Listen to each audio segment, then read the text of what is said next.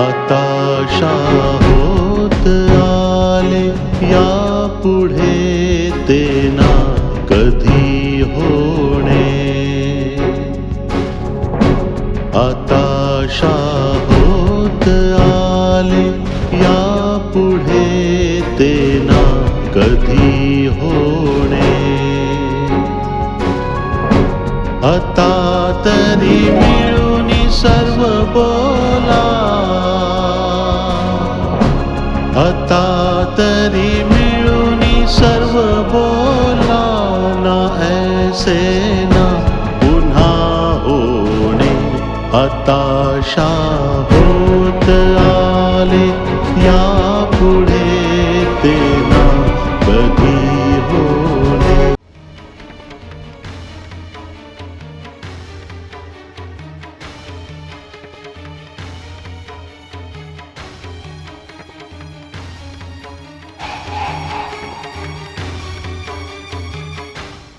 अरे दादा, त्या शांतीची बडबड मनावर घेऊन सौताला असा त्रास का करून घेतो आहेस तू? अरे सवयच आहे तिला, आधीपासूनच बडबडी आहे. अरे चुकून निघालं असेल तोंडातून तिच्या. देव करो आणि असंच असो, नाहीतर तुझी वहिनी. अरे वहिनीला काय बी होणार नाही बघ दादा, मी हाय ना. जी गोष्ट घडून एवढा काळ लोटला, त्या जखमेवरची खपली काढली बघ तुझ्या त्या सुनबाईने. मी तर सगळं विसरलोही होतो. अरे दादा, इसरण्यातच सगळ्यांचं भलं हाय. हो, नाहीतर तुझ्या वहिनीचं सगळंच आयुष्य विस्कटेल. इसरून जा की या घरात काय बी असं घडलं होतं. विसरून जा की शांती काय बी बोलली होती. अरे जुन्या गोष्टी उकरून काढण्याने घराची शांतता भंग होते, वातावरण अशुद्ध होत. तुझे बाबा रोज तुझी आठवण काढतात,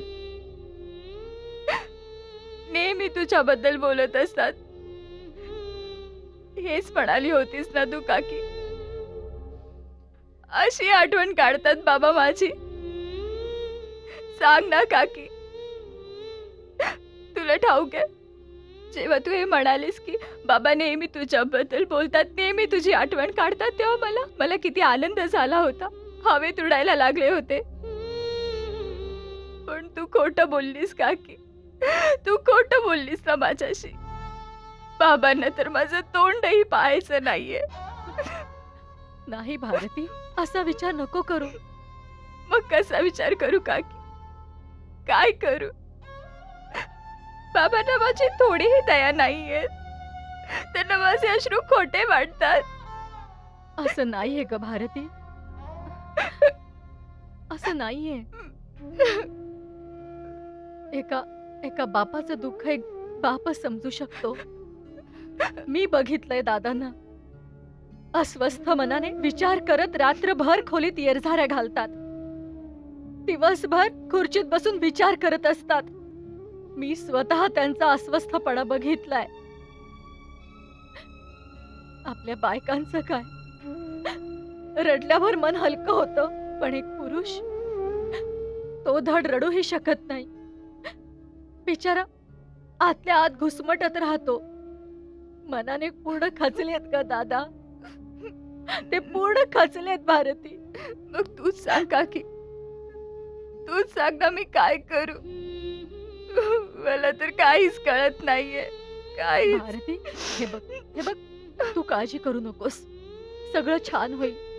ते म्हणतात ना, काळाबरोबर सगळं व्यवस्थित होतं, सगळं नीट होईल ग. ते म्हणतात ना, काळ सगळ्या गोष्टींचं औषध आहे. हे पण नीट होईल ग, सगळं व्यवस्थित होईल. काकी बरोबर बोलतायत भारती. आपल्याला आणखी खूप परीक्षा द्यायच्या. बराच उशीर झालाय. चल आता घरी जाऊया. नाही जाऊ देणार मी, नाही देणार जाऊ. चिंटू ऐक बाळा, नाही नाही माझं मी ऐक, नाही जाऊ जाऊ दे तिला. देणार. ताईला जाऊ दे. तुला नाही भेटायला पुन्हा येईल बाळा, नाही खरंच येईल. नाही. जाऊ दे.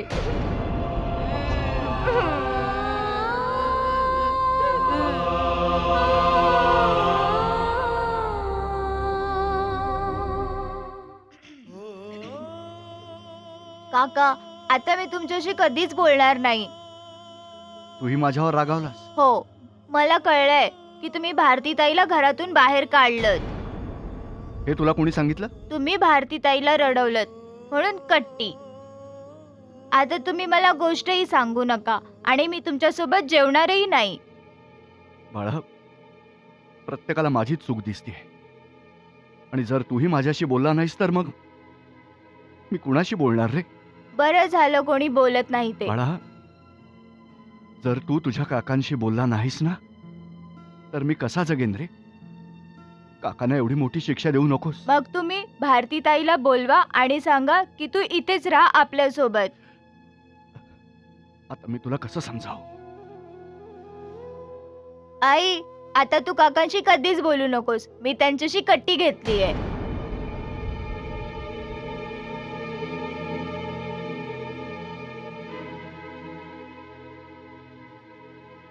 आज एका लहान मुलाला सुद्धा जाणवलं की तुम्ही चुकीचं वागताय म्हणून. मी चुकीचा वागतोय. चुकीचा वागतोय. हो, मी चूक करतोय. तुझ्या त्या भारतीतच बरोबर आहे. दादा, चूक आणि बरोबरच्या तराजूत बसून तुम्ही तुमच्याच आदर्शांच्या कोशात गुरफटताय. बाहेर पडा दादा. मुलगी हे असं वागतेय आणि तू म्हणतेस तिचं कौतुक करू मी? तुम्ही मोठे झालायत, उच्च विचारसरणीचे, आधुनिक.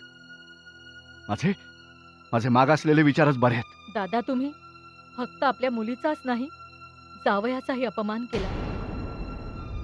आणि ज्या मागासलेल्या विचारांबद्दल तुम्ही बोलताय ना, ते लोक तर जावई दारात आल्यावर आदराने मान खाली घालून नमस्कार करतात. माझी मान तर त्याच दिवशी खाली गेली होती जेव्हा विजय आणि भारतीने सर्वांसमोर माझा अपमान केला होता. म्हणून आज तुम्ही त्या दोघांचा अपमान करून सूड उगवताय का?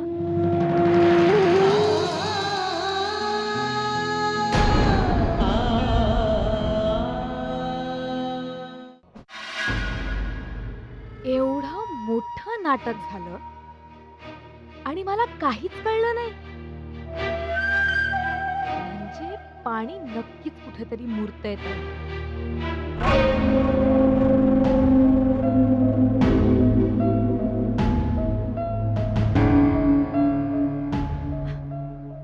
अगं ज्योती, मला तर तुझ्या इतकी समज नाहीये, पण कदाचित तुझं बरोबर आहे. तुझा विश्वास बसणार नाही मी आईना हे विचारता क्षणी की माझ्या नवऱ्याला तुम्ही कुठून उचलून आणलंय का, बस मी हे म्हणाल्याबरोबर त्यांना असा दरदरून घाम फुटला.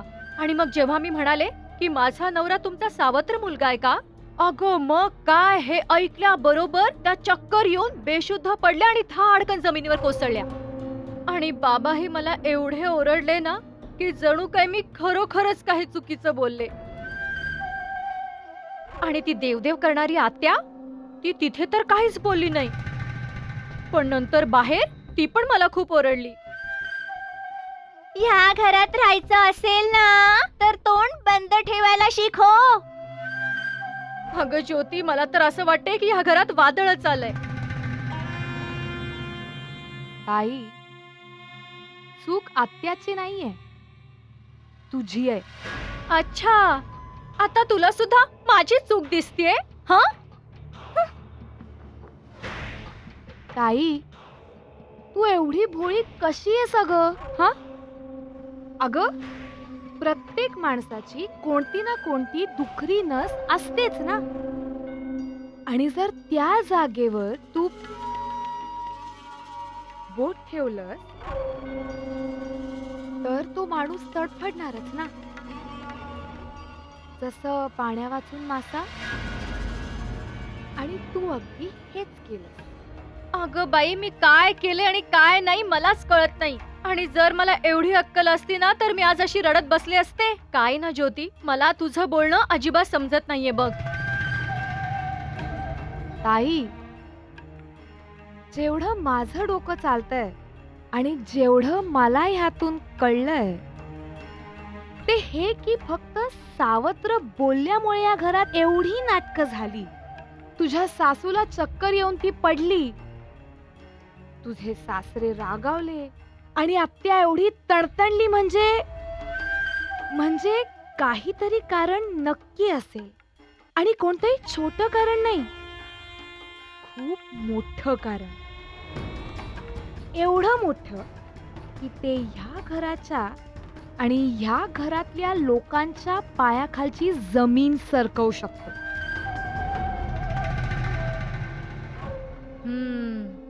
ह्याचा अर्थ मी कळत नकळतपणे खूप मोठी गोष्ट बोलून गेले, ज्यामुळे हे लोक आतून हादरून गेलेत. अगदी बरोबर ताई, अगदी बरोबर बोललीस तू. पण फक्त बोलून काही होणार नाही. आता आपल्याला अशी काही चक्र फिरवावी लागतील की ज्यांनी या सगळ्या मागचं सत्य उलगडेल. पण ज्योती, जर ही गोष्ट खरी निघाली तर? जर माझा नवरा खरंच या घरचा सावत्र मुलगा असेल तर मग माझं काय होईल? आणि ती महाराणी, ती जेव्हापासून इथे आलीये, मला तर हे लोक अगदी मोलकणीसारखं वागवतायत. अरे देवा, आता माझं काय होईल? मला तर वाटतंय की मला ह्या घरातून सामान बांधून निघायला हवं. ह्या घरातून कोण निघेल हे तर काळच सांगेल ताई. पण मला तर आता हेच वाटतंय की ह्या गोष्टी थोडं जरी तथ्य असेल तर हे घर नक्कीच हादरेल.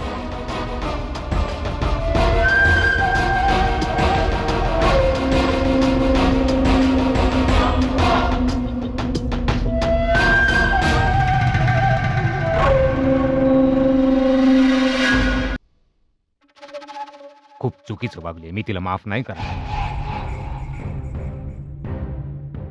अरे वा, बघा तरी सुनबाई माहेरी जाऊन परत आली. अगं, माहेरच्याने नक्कीच भेटवस्तू आणि निरोप पण दिला असेल आमच्यासाठी.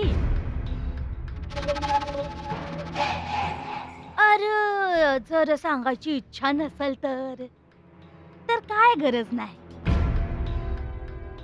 बरं, मग तिथली बातमी तरी सांगा, समजा ठीक तर आहे ना? आता असं घुम्यासारखा का उभे आहात दोघं? अरे, काही चुकीचं विचारलं आहे का मी? आत्या, त्याचं काय ना की काय झालं बाळा? अरे सांग ना. आम्ही दोघांनी लग्नाआधी गुरुजींची परवानगी नव्हती घेतली. त्यांनी अजूनही आमचं नातं नाही स्वीकारलंय. अरे माझ्या पंढरीराया, मग काय घरात नाही घेतलं? आत्या, तो तसा माणूस नाहीये जे घरी आलेल्या पाहुण्यांचा असा अपमान करते. ना त्या घरची तशी रीत आहे. अरे, रीत तर आमच्याही घरची नाहीये. एवढा मोठा बंगला बघून कोणालाही यावंसं वाटेल. मग काय सोम्या गोम्याला, फालतू माणसाला असाच येऊ देऊ? आत्या, आम्ही येऊ? अरे आधी मला हे तर सांगून जा की तो मास्तर बोलला तरी काय? काहीच बोलले नाहीत, पण अपमानही नाही केलं. अरे माझ्या पंढरीराया, हा तर तुमचं लय मोठा अपमान झाला. अरे, त्यांच्यापेक्षा चांगला तर माझा भाऊ शंकर सिंग हाय. अरे, ज्यानं दुसऱ्याचं विषयी स्वतःच पचिवलं. नावाने शंकर हाय ना? काय दादा? आत्या, आम्ही येतो. अगं जा, तू पण जा. अरे माझ्या पंढरीराया.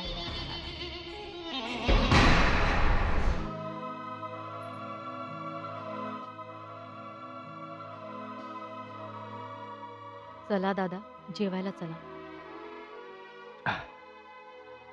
चिंटूचं जेवण झालं? नाही, तो तसाच रडत रडत झोपला. झोपला? अगं, मग त्याला उठव ना तू. खूप प्रयत्न करून झोपवलंय त्याला.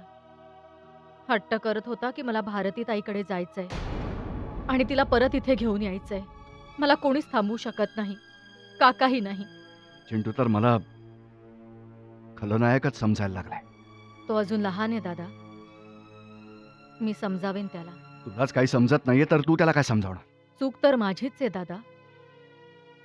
मीच भारतीला फोन करून इथे भेटायला बोलवायला नको होतं.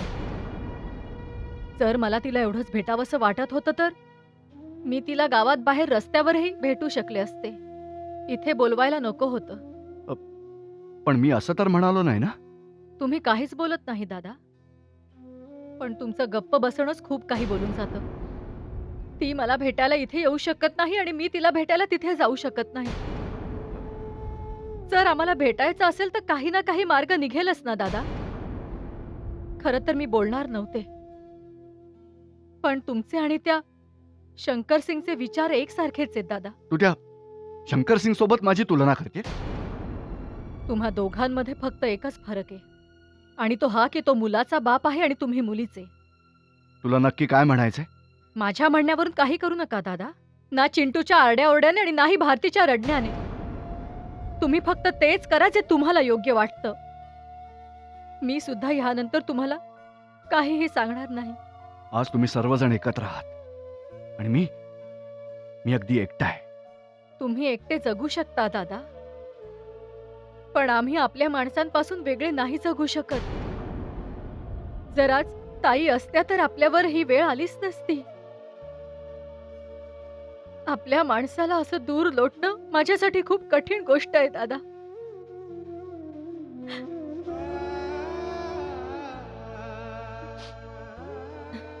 चला दादा, तुम्ही या आणि जेवून घ्या.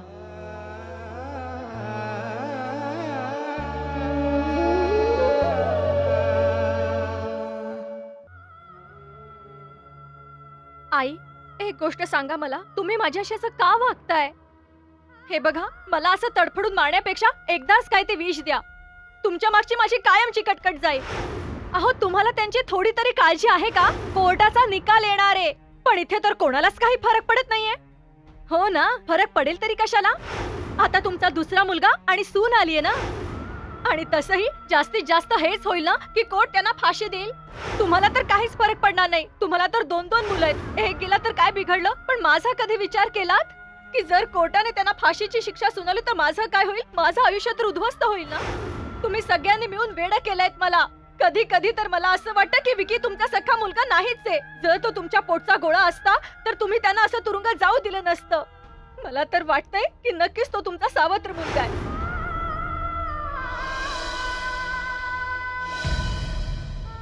अरे, सख्या मुलासोबत कोणी असं वागतं का? पण इथे तर कोणालाच काही फरक पडत नाही. प्रत्येकाला स्वतःचीच पडलीये. तुमचा स्वतःचा मुलगा तुरुंगात सडतोय, पण कोणाच्या डोळ्यात पाणी आहे का?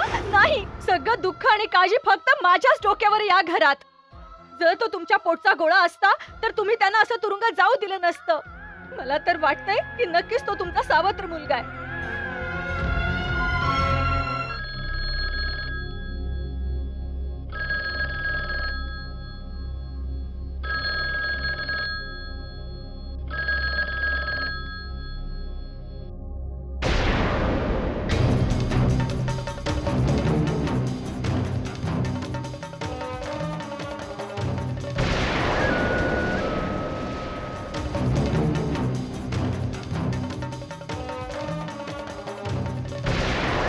तुला सांगितलं ना की ह्या घरात फोन मला विचारल्याशिवाय उचलायचा नाही. तुझ्या डोक्यात काही शिरतं की नाही?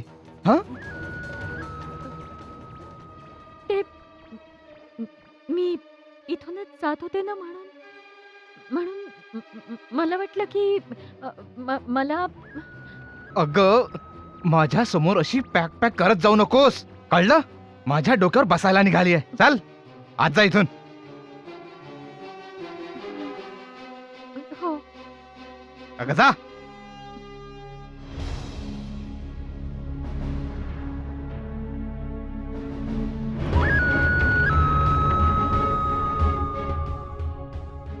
हॅलो.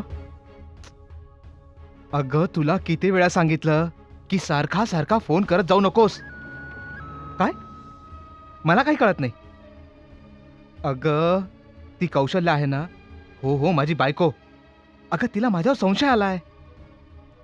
हां, ठाऊक आहे मला, तुला काही फरक पडणार नाही, पण इथे ह्या घरात फरक पडतो.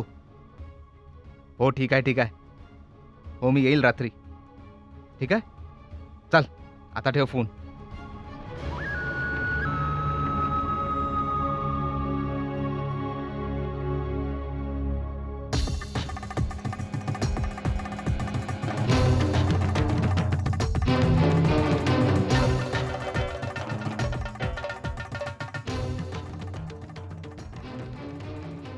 अशी लपून छपून माझं बोलणं ऐकतेस?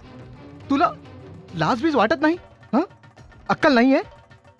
कोणास ठाऊक कोणत्या जंगलातून तुला उचलून आणलंय बाबांनी. अगं अजून इथेच का उभी आहेस? जा.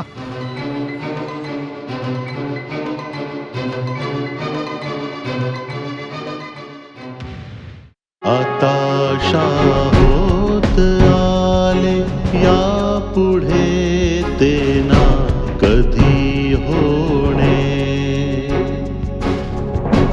आताशा होत आले या पुढे ते ना कधी होणे. आता तरी मिळून सर्व